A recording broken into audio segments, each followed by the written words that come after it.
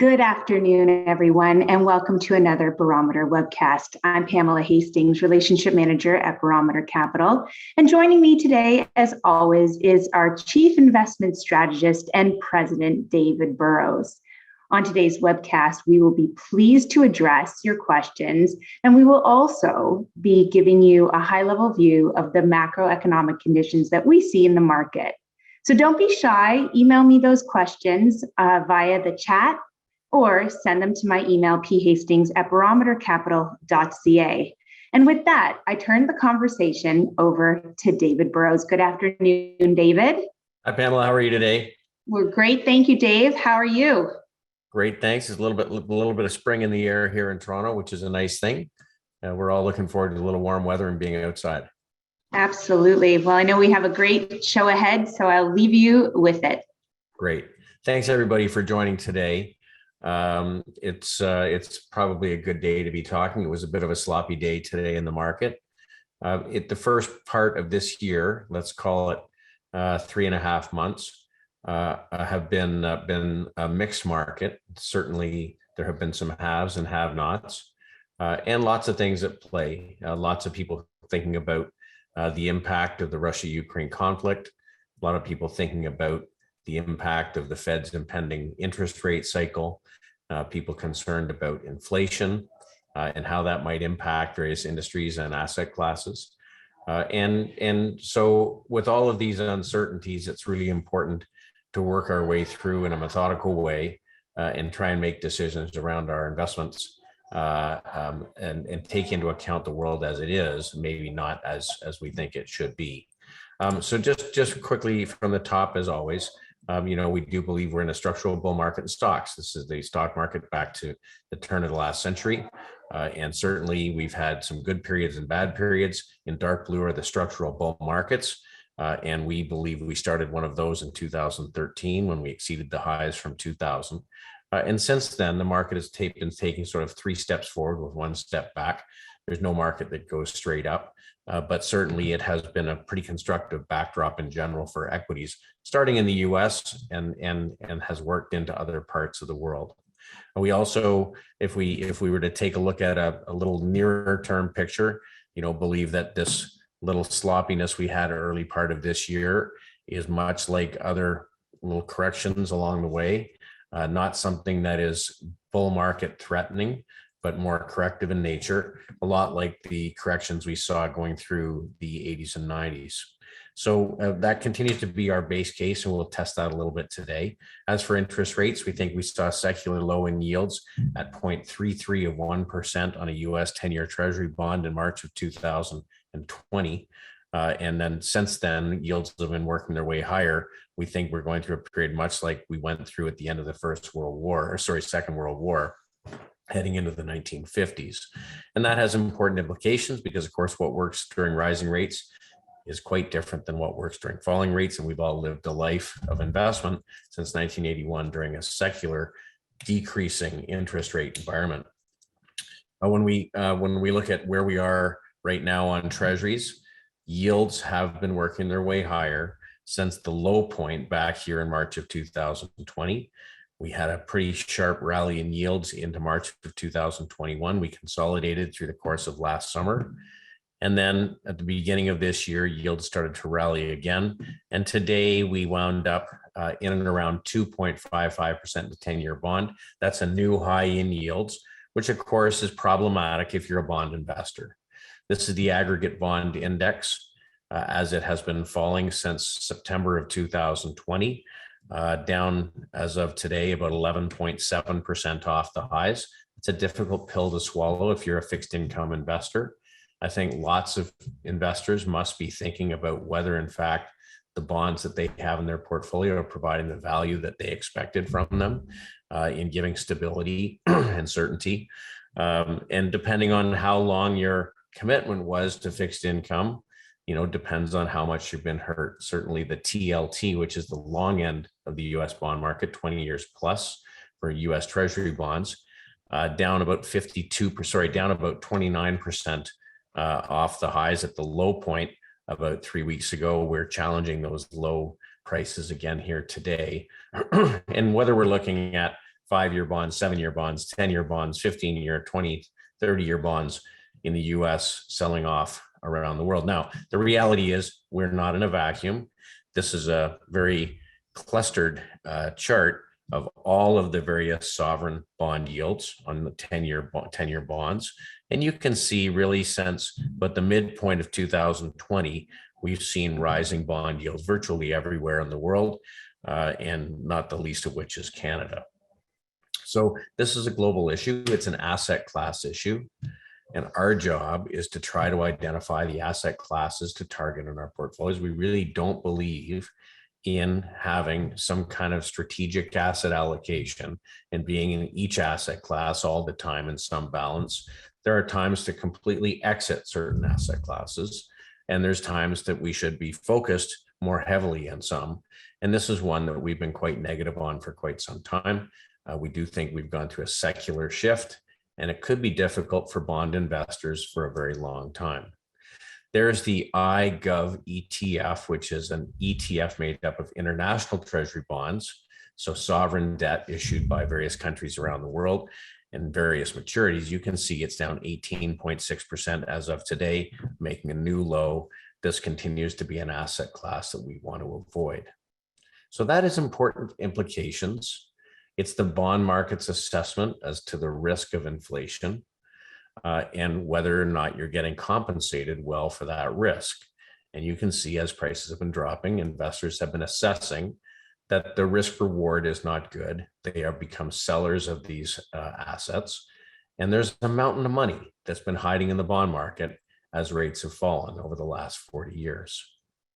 Let's move on to commodities. Long-term picture for commodities, the equally weighted basket of commodities, the Rogers Commodity Index, reversed a long-term bear market in 2021 and has continued month by month to march its way higher in price.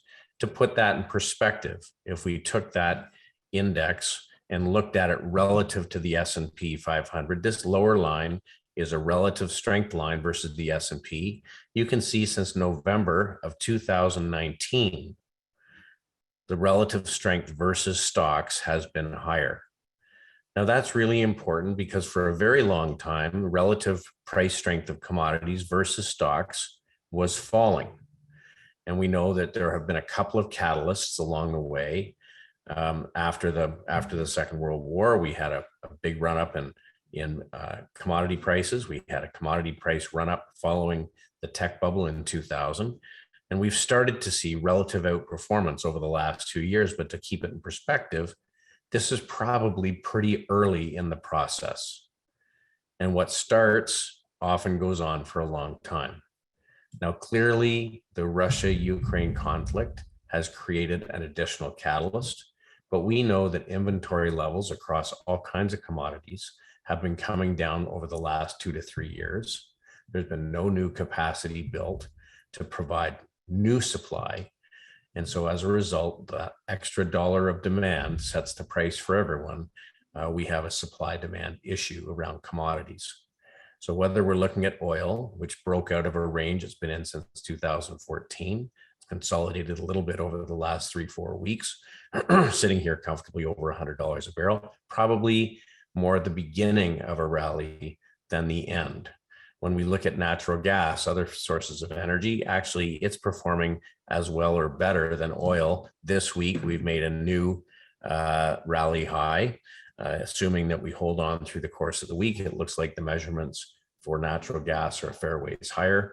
It does not look like we're likely to get the kind of build in inventories that we've tended to get early in the spring and summer, heading into warm weather. But look at this. This is jet fuel. So if we look at jet fuel from the beginning of the year, it's more than tripled in price over the course of that time. So there are second derivatives that come from the basic asset class and certain groups that perform better. Uranium has been performing particularly well also. And these are things that all paint the same picture. There is a supply issue around energy, an important thing to keep in mind. When we move through commodities, this is the base metals ETF. This is just an index of basic base metals, aluminum, copper, nickel, and so on. You can see here relative strength has been rising since early 2020. This, yes, has had a recent catalyst with what's gone on in Russia and Ukraine, but this is pouring more fuel on the fire of a situation that was already well developed. Beyond metals, and this is the long-term picture of us just breaking out of a range that goes back to 2011. We look at things like agriculture. This is the RJA index, which is an index of agricultural commodities, very, very strong relative to stocks.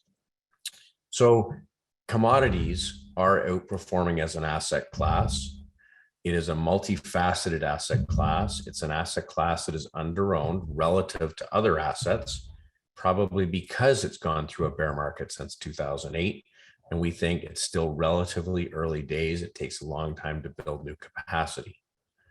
Let's go back to stocks for a minute. This is the S&P near term. This is as of this afternoon. We made a low at the end of February and have been working our way since then. You may remember we talked about these 4 strong days off the bottom, and that often it points to higher prices down the road. We're now above the 150 and 200 day moving average, above the 50-day moving average, above the 8 and 21-day moving average. So long-term trend after going through this correction appears to be positive. But again, there's pluses and minuses. There's groups that are behaving well, and there's groups that are behaving very poorly.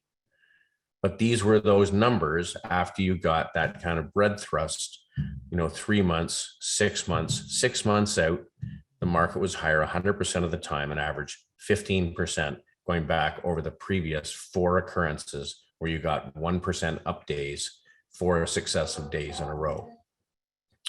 Volatility has come down sharply since the bottom of the correction in February, March. And credit spreads have improved both for investment grade and high yield bonds. That's bond investors assessing the credit risk that they take owning a corporate credit versus owning a government credit. And you can see that even though spreads widened, it was more or less into the sort of average range we've been in over the last several years. Not anything at this point to be concerned with. Now, there's obviously concerns out there. Will the Fed tighten too much? Will the disruption going on in Ukraine and Russia have a larger impact on Europe and the rest of the world? At this point, these indicators aren't telling us that. Now, there is one thing that I am a little bit concerned about in equities, and that is this picture, which we put up 2 weeks ago. And this was the price behavior in black of that TLT ETF. And in red, the TLT, and in black, the NASDAQ 100. And you can see that as the TLT has continued to weaken, the NASDAQ had quite a sharp rally from the early part of March until this is a week ago. So we talked about last week the fact that it is unlikely that the red continues lower and the black continues higher, because as you can see, there's been a very tight correlation. Higher interest rates is tough on growth stocks. So our comment was it's likely one of these two things was going to change. Either the NASDAQ 100 would run out of gas and move lower towards what's going on in the bond market, or the bond market might rally, in which case join what's going on in the NASDAQ 100. I suppose it could be a combination of both. Well, we've moved another week down the road, and here's the bond market back at new lows. So that is what is happening in the market. And on the other hand, after rallying sharply off the lows, this is the NASDAQ 100, it ran into the 200-day moving average, the 150-day moving average. It rallied just about 60% of what was given up, and now has reversing back down. So today was a difficult day for the NASDAQ. It was down 2.2 or 2.3% on the day. Some heavy sledding in various technology groups. This is something that I want to watch very closely. Now, I think most people know we've kept a very low weight in technology with the view that trading below these long-term moving averages and with weaker breadth than the rest of the market, this is something to be concerned about. In our breadth models today, it's not published yet, but our NASDAQ 100 breadth model will have reversed down today. So it looks as though there could be some tougher sledding in the high growth stocks. This is a group that I think we have to be kind of careful about. Now, that's the NASDAQ 100. This is that ARC Innovation ETF. This is Kathy Wood's company, made up of the most innovative, yet some of the least profitable companies in the NASDAQ. And we talked last week about the fact that while it was rallying, it really wasn't gaining any strength versus the S&P.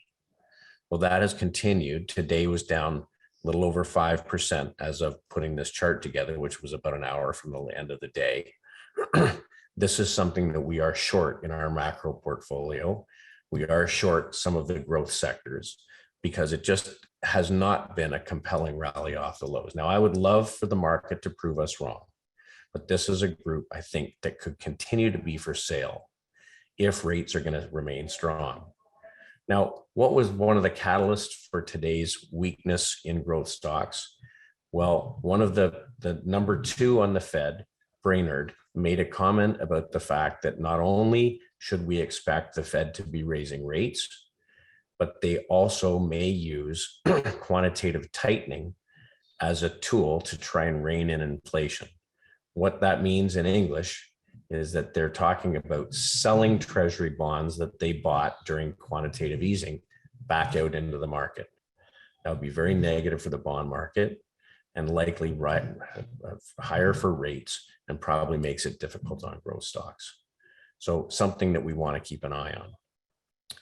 I guess to make an analogy, this is the way that the NASDAQ 100 acted from March of 2000 when it rolled over through in red, through over the next period of time.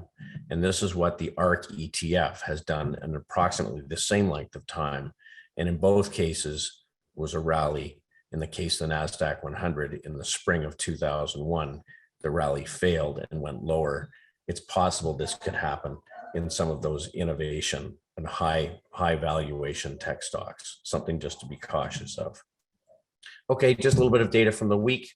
This is some data from the ISM manufacturing data. Something important to keep a note of. This is inflation in materials prices, continues to move sharply higher, and it does appear to be having some impact on purchasing managers' new orders, which are working their way lower. Something I think the market has an eye on. From an employment standpoint, continuing claims have continued to plummet. I mean, the employment picture is tight. If we were to look at the underlying survey data, this is the household job survey, really recovering back to close to where we were. Now, this includes not only formally employed people, but also contract workers and the gig economy.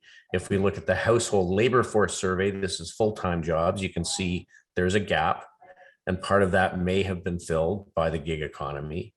But interesting in the data, you can see that there are a lot of people who were in the workforce who have not come back to the workforce. So this is what's causing such a tight market and causing some of the issues around potential unionization at companies like Amazon and Starbucks. This is something also to keep an eye on, but it is ultimately inflationary. Now, when we look at economic data, we look at fundamental data, we look at the companies that we own, and we try to make the best decisions that we can make. But it is governed by an underlying belief that we want to own parts of the market where we are seeing expanding breadth. In a healthy market, whether it's a market itself, or whether it's an industry group, geographic region, in a healthy market, we should see an ever expanding list of securities participating in a rally. That's healthy. There's no bear markets that take place when that's happening. On the other hand, we want to be very cautious owning things in geographic regions or asset classes or sectors and themes where the leaders are carrying on, but the weaklings are rolling over. We call that deteriorating breadth. That's not so healthy. Virtually every bear market in history has been preceded by deterioration in breadth. In other words, the generals march on and the soldiers fall away. So as we see it now, across the breadth models that we measure daily, our long-term indicators for Canada, the NYSE, and global equities are showing expanding breadth.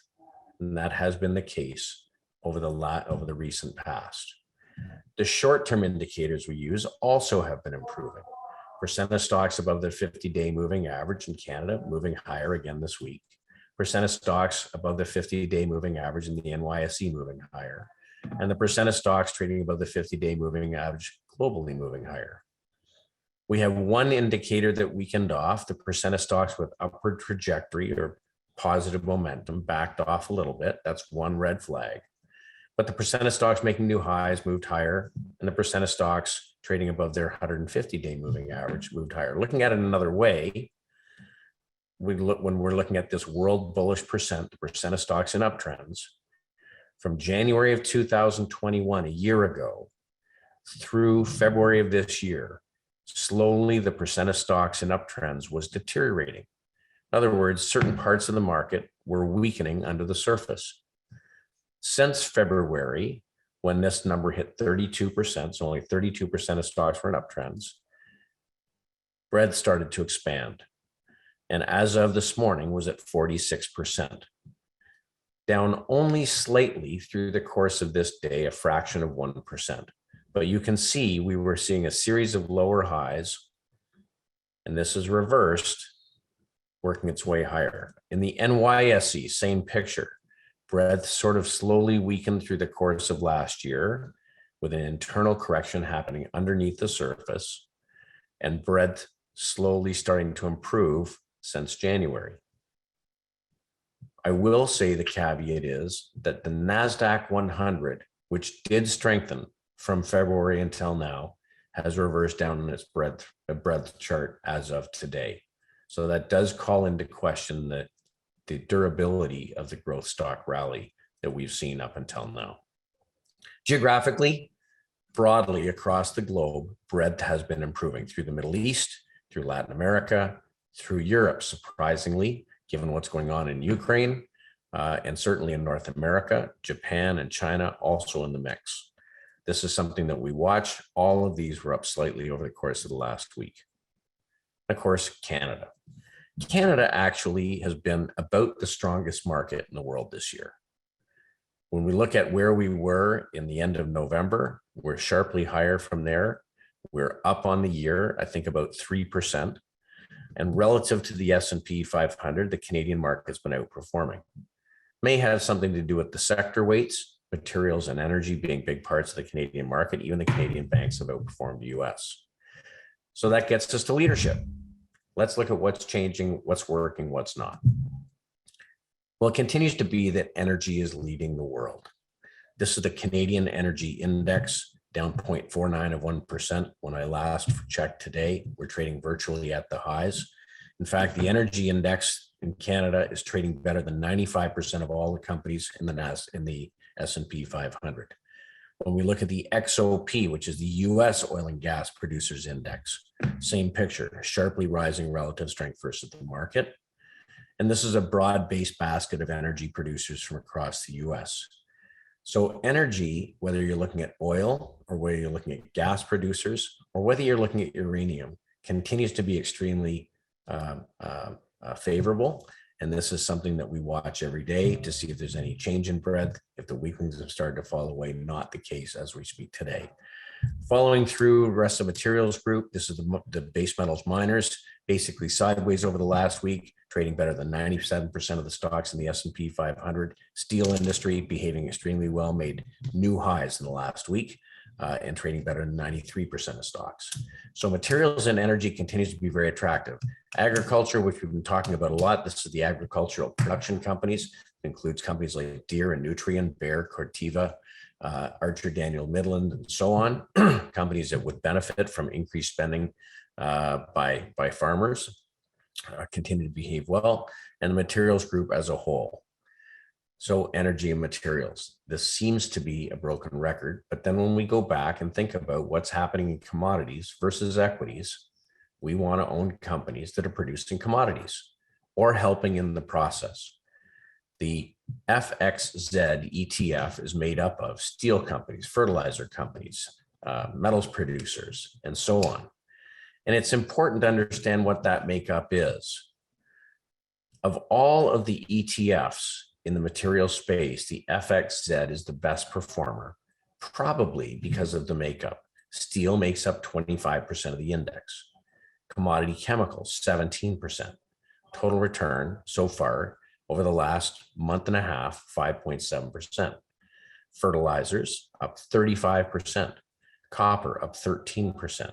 Gold up 28%. These are very significant return drivers, and this is an important part of the market, even though it makes up a relatively small part of the S&P 500. Now let's move on. Banks have been an important part of portfolios over the last few years. This is the ZEB equally weighted ETF for Canadian banks. Now what we can see is we've pulled back about 7% off the highs. We're still trading above the 150-day moving average and the 200-day moving average, but the relative price performance versus the rest of the market has started to back off. Now, there could be many reasons for that. One of them could be the concern that rising rates could choke off the consumer and cause some kind of credit issue. That's something that we watch closely. We've reduced our Canadian bank exposure, but still have good exposure to 3 different banks. The US bank sector has been worse. So after performing well off the lows in October, November of 2020, we consolidated and generally worked higher through the course of last year, but in recent weeks, since the beginning of the year, has been backing off. Now, as you know, this causes us to start reducing positions if there are other things to do. When we look at the S&P trading close to the high end of the trading range for the year, and the bank index trading near the low end of the return range for the year, this is a divergence that we have to take into account and causes us to make changes to our weightings. In the financials, the one group that has performed well have been in the insurance stocks, and we're trading very close to the highs. Rising interest rates is good for insurance companies because it helps them with their future obligations on on pension obligations and to their investors. Moving away from financials, we talked a little bit over the last few weeks about the defense stocks. They continue to hang in very, very well. They're basically sideways over the course of the week. Important to know that geopolitical risk, as we've seen, is probably as significant as we have seen since 2003 or around the year 2000. And we know that historically, when you have elevated geopolitical risk, it tends to be that 3 months out, 6 months out, 12 months out, the defense sector tends to outperform the rest of the market. So breadth has been improving there. Relative price performance has been strong. There's a reason for it. The companies in this group have cost plus contracts that allow them to adjust for inflation as time goes by. They got stable purchasers, and certainly when there's conflict, there's an increase in demand. This is a group that we own several positions in. Okay, carrying on. The other thing that stood out this week is some of the defensive sectors have really perked up. We talked about the REIT sector about 3 weeks ago. It has continued to perk up. We're trading near the highs as residential REITs in the US. The utility sector has had a good rally off the lows from February, and the consumer staples are performing well. So this all feeds into that dividend theme, which we've talked about, and dividend growth ETF FDL actually today, early in the day, was trading at a new all-time high. So some clear themes, things that are working. There are things that aren't working. When we go through the industrial sector, automation and robotics just has failed to catch any kind of a bid coming off the lows in February. In fact, ran into the 150-day moving average and rolled over, was down 2.7% when I took this chart today. The consumer discretionary sector is another one that has some concern. I guess clearly with rising rates that could raise the cost of credit to consumers. This is an equally weighted basket of consumer discretionary stocks, including companies like Expedia, Dollar Tree, Marriott, Las Vegas Sands, Hilton Worldwide. We would think that these would be performing better given the fact that we're coming out of pandemic. But I guess there is some concern in the marketplace as to whether the consumer will continue to spend. So consumer staples strong, consumer discretionary weak. And within that group, the home building sector really having a difficult time. Went from making new highs at the end of December now to off significantly year to date. So there are haves and have-nots. When we go to one end of the spectrum, energy, utilities, real estate, materials, have several companies making relative new highs. Go to the other end of the spectrum, financials, industrials, and consumer discretionary, lots of companies making relative new lows versus the market. It's a bifurcated market, and we really have to pick our spots. So we have choice. We don't have to be in the market all the time. We don't have to be in all groups. Clearly, after many years of underperformance, the Canadian market is performing well. This is the Canadian Equity Income Index. We've talked over the course of the year that in the absence of performance from fixed income, investors might look for dividend income to offset, and importantly, rising dividend income. These are important themes for us. If we go through sort of process step by step, our job is to be in areas of market leadership, wherever that is. Sometimes it's broad-based, and sometimes it's narrow. We're always looking for new leadership as time goes along. People will note that we've built on our positions in utilities and consumer staples and REITs over the last few weeks, and that we've shied away from those sectors like technology. Here's how we sit today. By far our biggest weight across the firm is materials at 25% weight. Energy is at 24% weight. These are both groups that have been important parts of the S&P 500 in the past, albeit have underperformed for almost 10 years. Consumer staples comes in at the end of this week at 8.5% of portfolios for stability and for dividends. Financials have been cut back now to 8%, and it's largely insurance stocks with some Canadian banks. Short-term Government of Canada bonds reside in our balanced portfolios as the one area that we have some fixed income exposure, because we have to have fixed income exposure, minimum of 25% of a balanced account. The industrial sector makes up 4.3% of our total firm weight. That's almost entirely in defense stocks, but is about half the weight of the industrial sector in the S&P. When we go through the rest of the groups, communication services, about half the weight of the S&P, technology, actually only about 15% of the weight in the S&P. REITs are a little bit overweighted, utilities are overweighted, and almost no consumer discretionary or healthcare. So the portfolios are very focused. This is a stock picker's market. We have to build portfolios that are built for the current environment. I think pretty clearly, inflation is an issue. Supply, demand, and commodities is an issue. Employment is an issue. So we have to make our decisions accordingly. Now, outside of the US, Latin America performing quite well because of the significant exposure to natural resources, much like Canada. Saudi Arabia performing well. It's a small part of the world market, but it's a great way to have energy exposure. And Indonesia performing well. Their banks are performing particularly well. And of course, Canada the same way. Just from a currency perspective, just to get close to wrapping up, US dollar is stubbornly strong. It had a good day today. On the back of Brainerd's comments, it looks as though the US policy is more hawkish than the rest of the world. But the good news for us as Canadians is the Canadian dollar is outperforming the US dollar. So ultimately, the Canadian dollar is tightly correlated to energy and commodity prices. And while it doesn't look like we're making a ton of ground up versus the US dollar, we are making up ground against the rest of the world, which is non-US dollar holdings. So our holdings across the firm are about 60% Canada, and all of our exposure outside of Canada is hedged back to Canadian dollars in our pools and our funds. Last couple of points. Today's Treasury curve. We hear about the inversion of the curve. We talked a little bit about it last week, but I had lots of questions about it this week. We hear that when the 2-year yield here at 2.5% is higher than the 10-year yield, which today was at 2.56.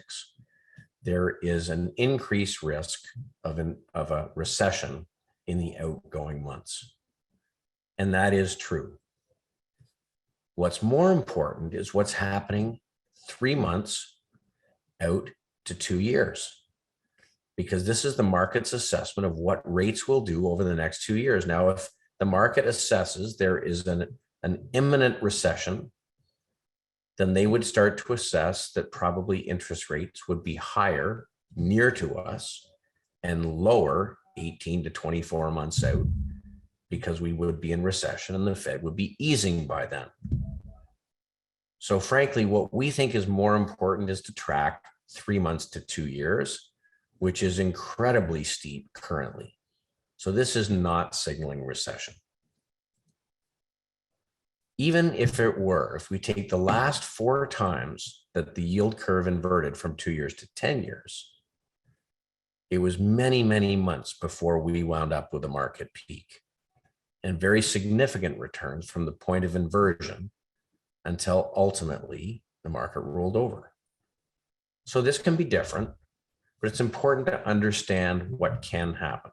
We don't know what will happen, but we need to know what can happen. And as it sits right now, the data supports the fact that given the fact that the 3 month to 2 year curve is very steep, given the fact that we only briefly inverted the yield curve from 2 years to 10 years, and it's not inverted today, these are not significant threats to the market currently. We'll watch our breadth models, we'll watch for signs of change. But as it stands right now, the market appears to be set up to absorb bad news, with the caveat that there are some weak parts of the market we probably want to avoid. We're pretty happy with how things are going year to date. It has been a challenge, with the S&P in Canadian dollars down 5.7%, the aggregate bond index in Canada down 7%, and the NASDAQ down just snip less than 9%. We're happy with the equity pool being up 1%, the balance pool being up close to 3%, the income pool being down 2%, the long short up 1.5%, and the macro portfolio up just shy of 15%. This is a market where we have to target. And I think that it is likely to continue to be the case. We think that this inflationary theme is one that could go on for some time, and the commodity asset class could be a really important one, even though it's not so important in the S&P 500. If things should change, we will get defensive. We had one small piece of the semiconductor index in the macro portfolio today, early this morning, and the weakness, that position was gone. We are short certain parts of the market because there is weakness in certain parts of the market. But as it stands right now, the opportunity on the long side remains pretty strong. So with that, Pam, if there's any questions, certainly happy to answer them. Thanks so much, Dave. Yes, we have one question here. Diane from New Jersey. High level question, David, how will higher inflation affect your asset and industry allocation going forward? Well, I mean, to be clear, we've been talking about reflation and inflation since November of 2020. So that's 18 months. And over the period, we have become more focused in the groups that benefit in this environment. So this is where we sit today. The Fed is going to try hard to break the back of inflation. We don't think that the problems in supply demand in the commodity and energy space are going to be easy to fix. Often it is the case that a shock like this takes time to work through the system. And we think that probably there is going to be a shortage of agricultural products, there's going to be a shortage of energy, and there's going to be a shortage of basic materials as we work our way out of COVID.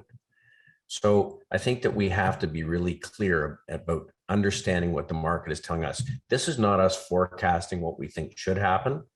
Very clearly, we're using the tools that we have to monitor and target the groups that are working. And how long that will go on for, we don't know. But I do know that when we start a secular bull market after a secular bear market that lasted 10 years, it's likely that in fits and starts, it's going to go on for a long time. So we're positioned for that as it sits right now.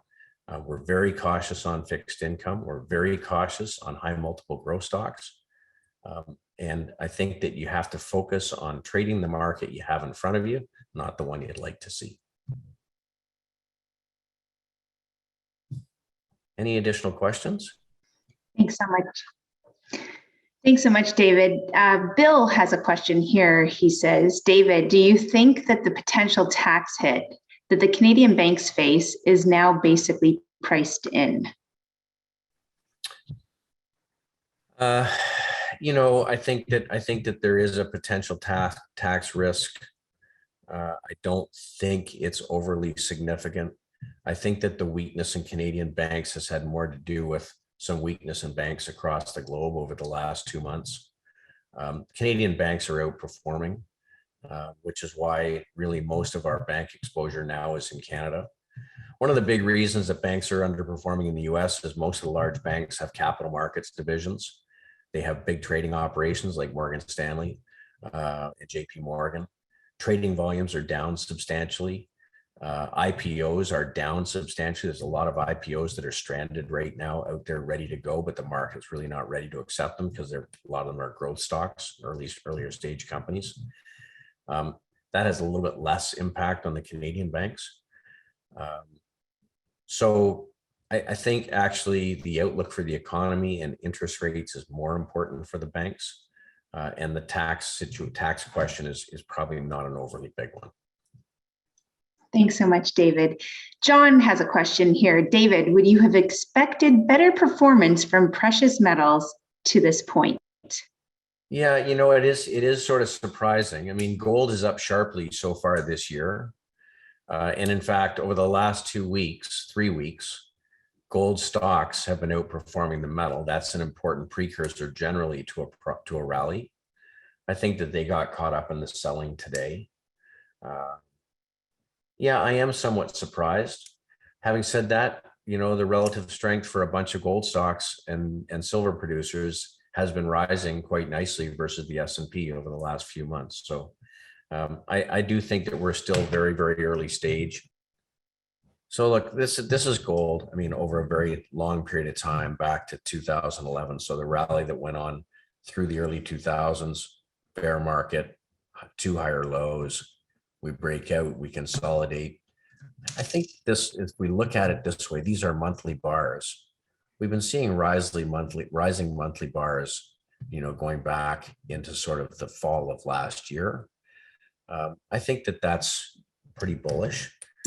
If we look at the GDX, which is the gold miners ETF, sharp move higher over the last 2.5 months. I think this is sort of breaking out of a cup and handle formation. So in general, I think that the group looks pretty good. One thing that does cause concern for some gold investors is if interest rates move up sharply, sometimes that can pose a headwind to precious metals. And so that's something that we got to keep an eye on. We had a big move in the bond market today, and as a result, probably gold stocks pulled back a little bit. But I think that you've got the commodity asset class as a tailwind behind you. You've got inflation as a tailwind behind you. It's a group that definitely is underowned and unloved. And the fundamentals, the financials of a bunch of the big producers is really quite attractive. So some of them could be great dividend growth stocks, not the least of which is Newmont, which to me looks, very, very attractive on a long-term basis. Dave, final question today. Why no love for healthcare? Is it maybe at a bottom right now and time for it to rise? What are your thoughts there? Well, depends on where you're looking in healthcare. I have been looking at the medical devices group. So IHI is the ETF for medical devices. Let's just see if I can make this chart a little bit more useful. So it's been firming, but it bottomed 3 times, January, February, and March. We're still trading like the growth stocks below the 150-day and 200-day moving averages. relative strength, not particularly good. If we look at the XBI, which is an unweighted biotech sector, that doesn't look so great. So some of the healthcare services companies are acting better, but again, I am concerned in the short run with some of the technical indicators. It's been weakening now over the last 5-6 days. It's a group that doesn't have tons of inflation protection, and I don't ever like to see things trade in such wide swaths. Has been very, very volatile. A healthy group doesn't tend to have that kind of volatility. Like if you compare that to what's been happening in the RJI, it's been a nice tight rally. And so I just don't think that there's enough compelling reason with some of those weak groups in there to participate. Thanks so much, David. Well, that concludes the questions that we've received this afternoon. And as always, we appreciate this great overview that you have provided us with this afternoon. So, Dave, I'll leave you, as always, with the final word. And of course, to all of our viewers out there, we look forward to seeing you next Tuesday at 4 p.m. Thanks so much, Dave. Yeah, thanks, Pam. I guess the thing that I'd say is that we just have to really be careful about not getting too caught up in the news. There's a lot of chatter that is scary out there, a lot of things to be concerned about. We didn't talk today about the fact that positioning by individual investors and institutions has been sharply reduced over the last 3 to 4 months to levels where cash positions are very high. Nobody's out over their skis. I think there's a lot of people who have been left behind in this rally. Certainly a lot of people who underown some of the key leading groups in the market. And if you're targeted, and if you stay on top of what's actually happening in the market, as opposed to what you think might or should happen, I think that there's lots of opportunity. And so if we're in the early stages of a commodity bull market, there can be a lot of money made over the next few years. And if we're in the relatively early stages of a bond bear market, this is something that is something that investors have to consider. So we'll keep doing these every week. And as we see things change, we'll put them up on the screen, and certainly happy to answer any questions you might have. But thanks for taking the time to join us. If you'd like to have a conversation, please don't hesitate to give us a call.